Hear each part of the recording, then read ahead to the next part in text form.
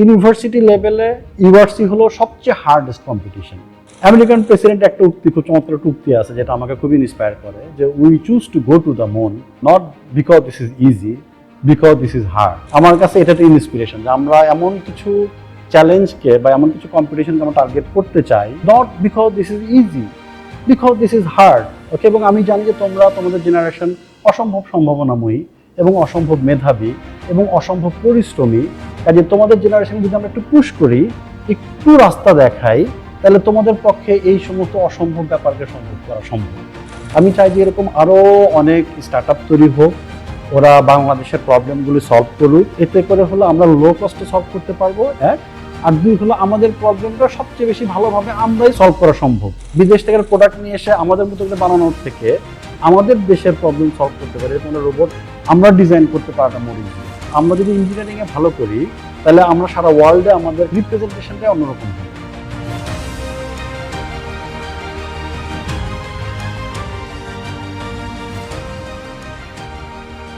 আমি প্রফেসর খলিলুর রহমান। আমি ব্র্যাক বিশ্ববিদ্যালয়ের সিএসসি ডিপার্টমেন্টের প্রফেসর। ব্র্যাক বিশ্ববিদ্যালয়ে জয়েন করি 2009-এ, এবং তারপর থেকে রিসার্চ, ডেভেলপমেন্ট, স্টার্ট আপ, এগুলো সবগুলো নিয়ে তোমাদের সাথে আছি আর কি। স্বপ্ন তো সবাই দেখে, তো স্বপ্ন আমিও দেখতাম। আমি যখন তোমাদের মতো বয়স ছিল বা একটু ছোট ছিলাম, সেই সময় থেকে রোবোটিক্স নিয়ে আমারও আগ্রহ ছিল। তো ব্র্যাক ইউনিভার্সিটি যখন জয়েন করি, আমার ফিল্ড ছিল ন্যাচারাল ল্যাঙ্গুয়েজ প্রসেসিং। বাট আমি এখানে এসে দেখতে পাই যে দু একটা থিসিসে বা রিসার্চে একটা গ্রুপ মনে হয় রোবট তৈরি করলো। আর আমি একটা কোর্স নিলাম ইন্ট্রোডাকশন টু রোবোটিক্স নামে। ওখানে 3টা খুব দারুণ প্রজেক্ট ওরা ইমপ্লিমেন্ট করলো, এবং আমি মনে করি যে ওটাই হলো আমার inspiration to start this kind of robotics things. এবং তারপরে আরেকটা যেটা হচ্ছে সেটা একটু কি বলা যায়, যে আমি একটু অবাক করার মতো ভাবেই হয়েছে। তোমাদের একটা বড় ভাই ছিলেন, তোমাদের অ্যালুমনাই, শিবলি ইমতিয়াজ হাসান। ও হলো একটা নাসার কম্পিটিশনে ও নাম লেখায় এসে আমাকে জিজ্ঞেস করে যে, স্যার আমরা একটা এরকম কম্পিটিশনে যেতে চাই, can you please help us. Okay, তো যদিও সেটা ওই মুহূর্তে আমাদের জন্য খুবই চ্যালেঞ্জিং ছিল, বাট ওই চ্যালেঞ্জটা হাতে নিয়েছিল বলে আমাদের আজকের যাত্রাটা এইভাবে শুরু হয়েছে আর কি। এটা আমরা বলছি 2011-র কথা আর কি। আচ্ছা, চন্দ্রপুরটা তো বললাম যে শিবলি ও হলো ইনিশিয়েটিভ নেয়, এবং নেওয়ার পরে আমরা সত্যি জানতাম না কিভাবে কাজ করব বা কি করব। তো ওই সময় হলো যে আসলে আমরা কোনো রেসপন্স পাইনি, নাসার কম্পিটিশন ছিল তো রেসপন্স পাইনি। তো আমি তখন শিবলিকে বললাম যে ওদেরকে আমাদের যে ডিজাইনটা আছে, ডিজাইনটা সাবমিট করো, করে দেখো কি দাঁড়ায়।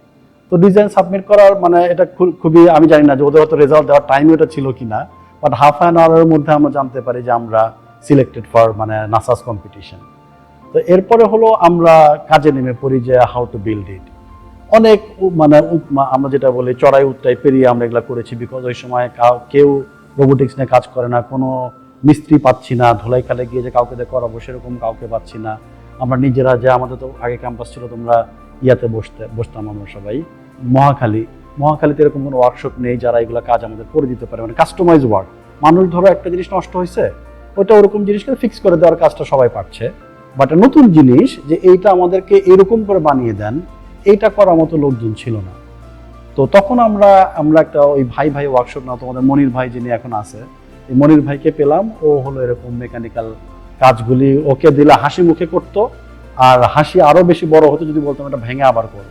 হ্যাঁ, তো ওইখান থেকে আমাদের তোমার চন্দ্রবোটের যাত্রা। এবং আমাদের মেকানিক্যালি বলো বা ইলেকট্রনিক্স বলো, জোনায়েতকে আমরা পেলাম। জোনায়েত ছিল ইলেকট্রনিক্স অসাধারণ। আমি ওর মতো ইলেকট্রনিক্স অসাধারণ ছেলে আরো আছে হয়তো বা, বাট মেবি আমি পাইনি আর কি। But he was tremendously good in electronics. তো ইলেকট্রনিক্স এবং তোমার কন্ট্রোল সিস্টেম, ওকে আমরা যে প্রবলেমই দিতাম, ও একটু চোখ বন্ধ করে বলতো স্যার হবে, ও এটা বলা মানে সেটা হবে, ঠিক আছে। So I really found some genius people. Okay, Shibli একটা জিনিয়াস, জোনাদ একটা জিনিয়াস, ওদের ব্যাচে ছিল তোমার অনেক একটা জিনিয়াস, তারপরে তোমার নামটা তো ভুলে গেলাম, আরও কয়েকজন ওরা ছিল, 4-5 ফ্রেন্ড ছিল।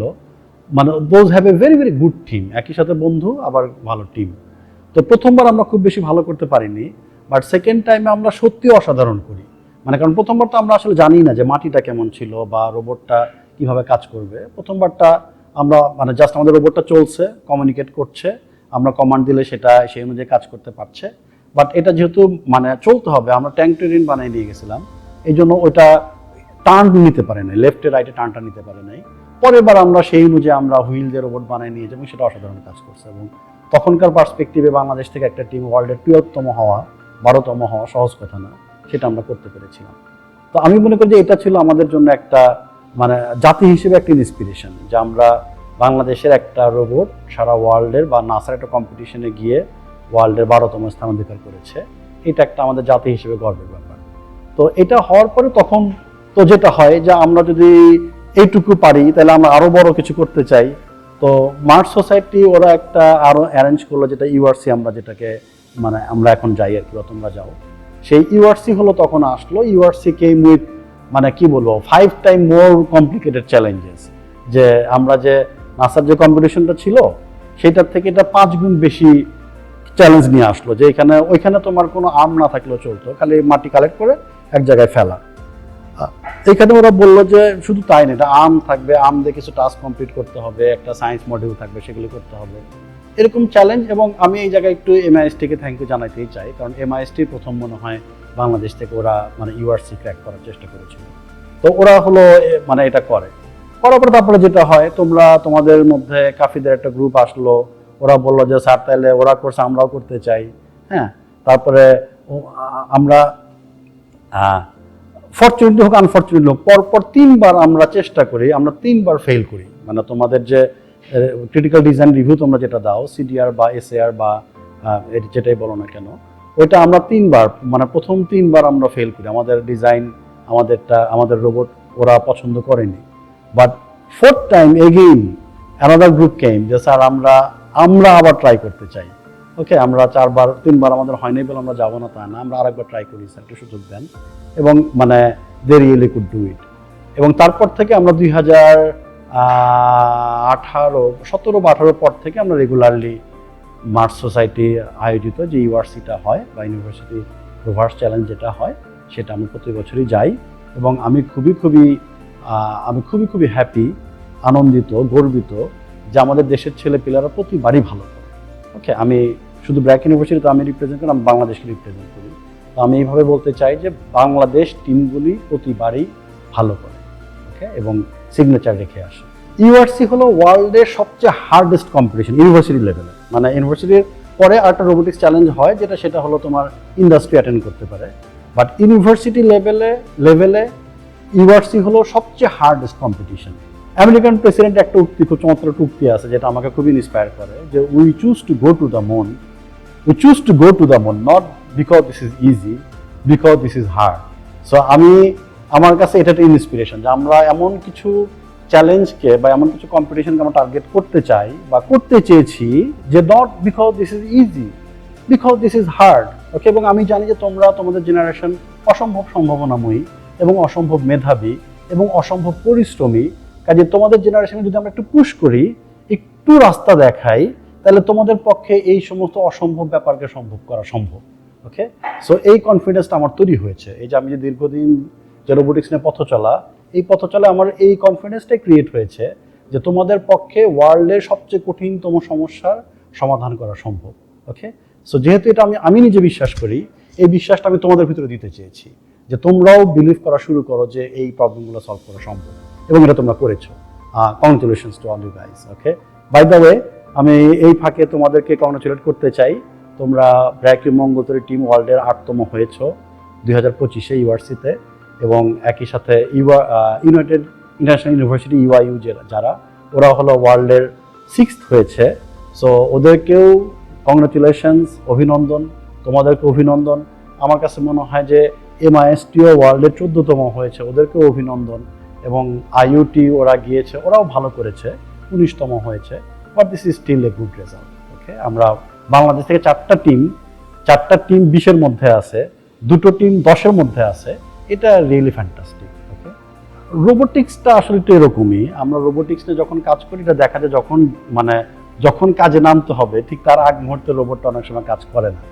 তো 24-এ তো আমাদের গেম প্ল্যান তো ছিল, ভালো ছিল নিঃসন্দেহে, বাট আমাদের অটোনোমাস যে পার্টটা সেটা একদমই কাজ করেনি। ওটা সামহাও আমাদের ওই সেন্সরটা বা ওই মডিউলটা ঠিকমতো কাজ করেনি, যার ফলে আমরা 24-এ ওই জায়গায় একটা খুব কম পয়েন্ট পেয়ে যাই। ওকে, এবং আমার কাছে মনে হয় যে আমাদের আরও কিছু স্ট্র্যাটেজিক মিস্টেকও ছিল, যেমন আমাদের আর্ম তার একটু শক্তিশালী হওয়া দরকার ছিল।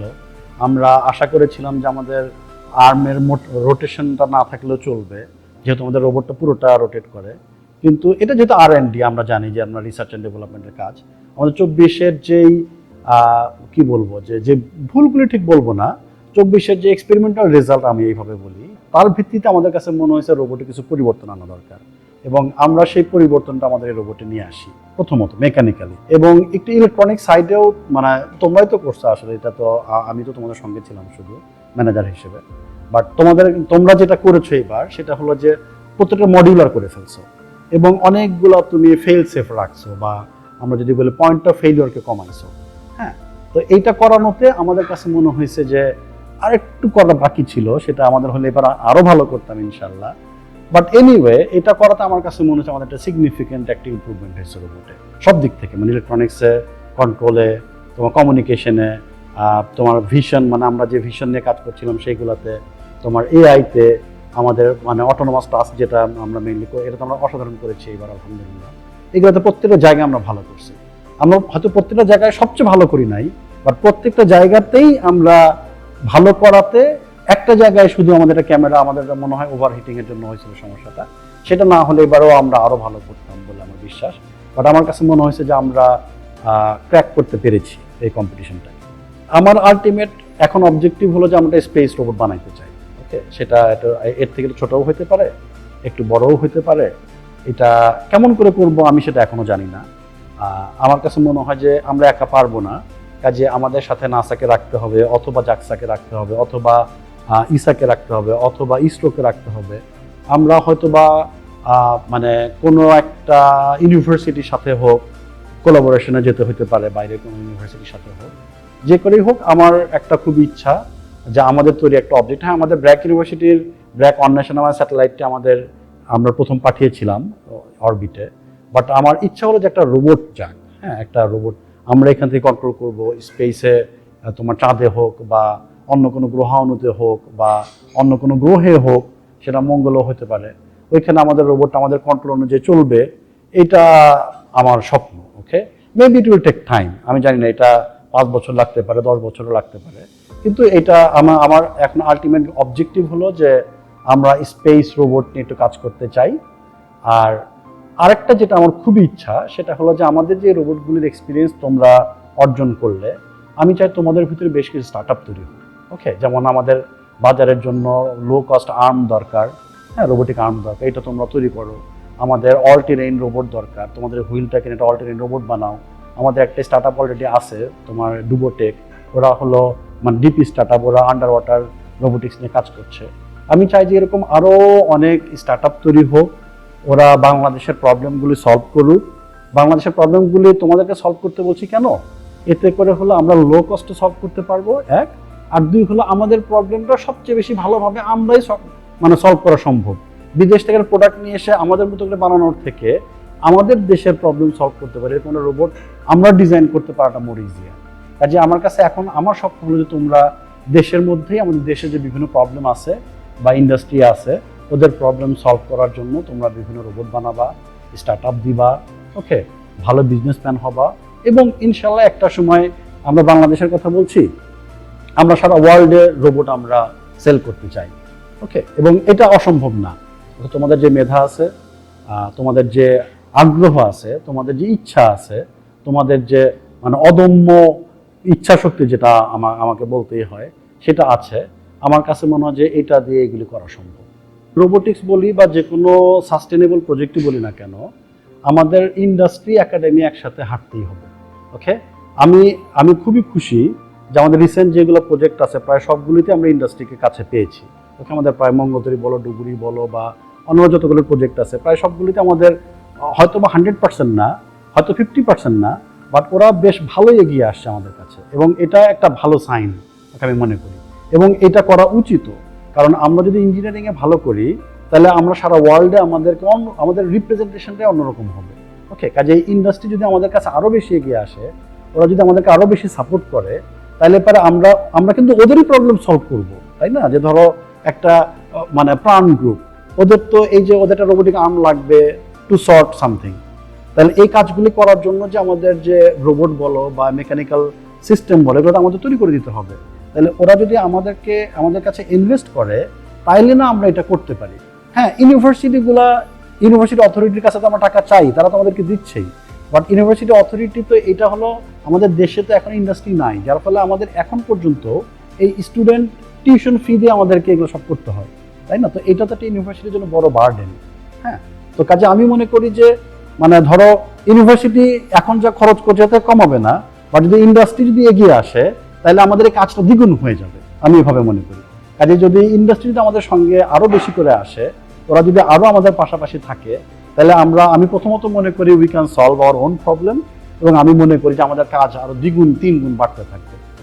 সো থ্যাংক ইউ এমজিআই মঙ্গলপুরের সঙ্গে থাকার জন্য। রবি ছিল আমাদের আগে ডুবুরির সাথে, এইবার ডুবোটেক আমাদের সাথে স্পন্সর হিসেবে আছে।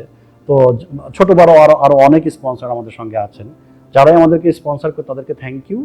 আর যারা করতে পারেননি আপনাদেরকেও থ্যাংক ইউ, আপনারা কনসিডার করেছেন আমাদেরকে। ইনশাল্লাহ ফিউচারে আমরা একসঙ্গে হাঁটবো, আমরা একসঙ্গে কাজ করব। বাট আসেন আমরা একসাথে হাঁটি, আমরা একসাথে কাজ করি। আপনার প্রবলেম দেন, আমাদের ছেলেপেলেরা সলভ করুক, ওকে। আর কিছু ফান্ড করেন, তাহলে পরে এটা আরো ইজিয়ার হয়, ওকে। ইউনিভার্সিটি অথরিটি আমি মনে করি শুধু ব্র্যাক ইউনিভার্সিটি না, বাংলাদেশের এখন প্রায় প্রত্যেকটা ইউনিভার্সিটি, রোবোটিক্স বলি, এআই বলি, আমরা যে 4IR নিয়ে যত গবেষণা বলি, এগুলিতে আমরা উই আর গুড এনাফ, ওকে। এখন যদি আপনারা একটু এগিয়ে আসেন, এটা আমাদের জন্য আরো হেল্পফুল হবে। থ্যাংক ইউ রাফিদ এবং মঙ্গলতরী টিম আমাকে সুযোগ দেওয়ার জন্য, তোমার সাথে একটু কথা বলার জন্য। বাট আমি মনে করি তোমরা মানে বাংলাদেশের জন্য ইন্সপিরেশন, নট অনলি ইউ ওরাও ভালো করছে, অনেক ইউনিভার্সিটি রোবোটিক্সে ভালো করছে।